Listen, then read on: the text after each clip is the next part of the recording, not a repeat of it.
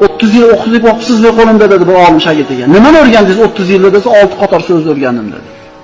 Nimani o'rgandingiz? Yer yuzida o'marganki jonivor bor, rizq Allohning zimmasida ekan, rizq haqida g'am qilmadim dedi.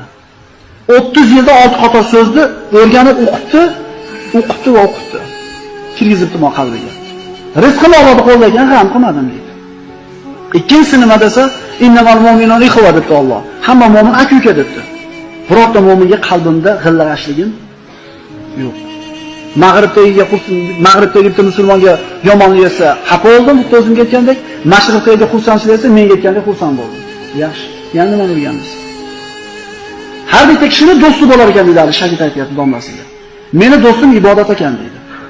Bular chiqasi do'st emas ekan deydi. Ishonaveringlar, chiqasi do'st emas.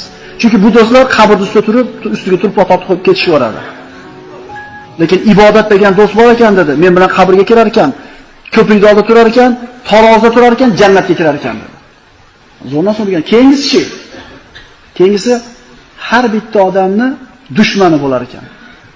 Meni dushmanim shayton ekan, shuni tushundim dedi. Keyingisi har bitta odamda uyi bor ekan, meni uyim qabr ekan. O'sha uyimni obod qilishga harakat qildim. Qabrga kirdingiz, qiyomatgacha necha yil bor. Oxirgisi desa, har bitta odamda xaridori bor ekan. Meni xaridorim Azroil ekan dedi. Xuddi kelin kuyoviga yasanib doim tayyor bo'lib turgandek, qachon Azroil kelsa, ketdik deb ketadigan bo'lib tayyor bo'ldim. 6 qator narsani o'rgandim 30 yilda deydi. Biz 3 minutda eshitib qo'ydik. U 30 yil amal qilgan bunga.